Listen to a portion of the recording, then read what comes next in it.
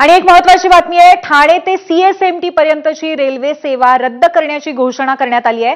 Thane station पर्यंत local गाड्या आता येऊन थांबलेल्या आहेत आणि दोन्ही बाजूंनी येणाऱ्या गाड्या ठाणे स्टेशनवरती सध्या थांबलेल्या आहेत। त्यामुळे आता पूर्णपणे मध्य रेल्वेचा खोळंबा नाही तर किंबहुना रेल्वे सेवा रद्दच झालेली आहे। ठाणे ते सीएसएमटी पर्यंतची ही परिस्थिती आहे।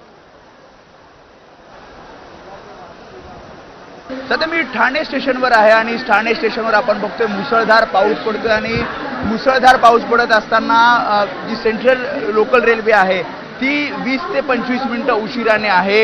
सध्या आपण बघितलं तर साधारणपणे 8:16 ची ही लोकल आहे सीएसएमटी फास्ट जी 8:35 ला आलेली आहे। अनेकांना सुट्ट्या दिलेल्या आहेत, त्याशिवाय प्रशासनाने सुद्धा आवाहन केलेलं आहे गरज असेल तरच बाहेर पडा आणि त्यामुळे शाळा महाविद्यालयांना सुद्धा सुट्ट्या आहेत आणि त्यामुळे गर्दी पीक आवरला जशी असते तशी दिसत नाहीये। शिवाय अनेक जण खबरदारी घेत आहेत, काम असेल किंवा महत्त्वाची कामं असतील तरच बाहेर पडताना आपल्याला पाहायला मिळतात।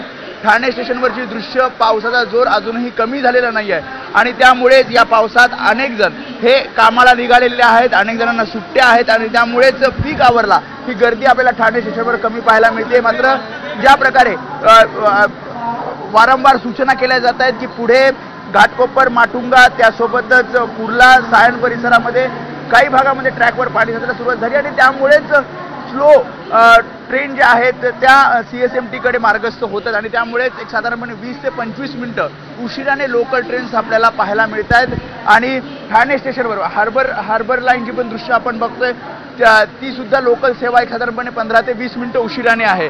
त्यामुळे संपूर्ण आपण जर बघितलं हार्बर लाईन असेल ट्रान्स हार्बर लाईन असेल शिवाय आपण सेंट्रल लाईन बघितली तर 20 ते 25 मिनिटं उशिराने या लोकल गाड्या धावत आहेत आणि प्रशासनाने ज्या प्रकारे सांगितलं आहे गरज असेल तरच बाहेर पडा त्यानुसार पीक आवरमध्ये सुद्धा गर्दी कमी असलेली पाहायला मिळते।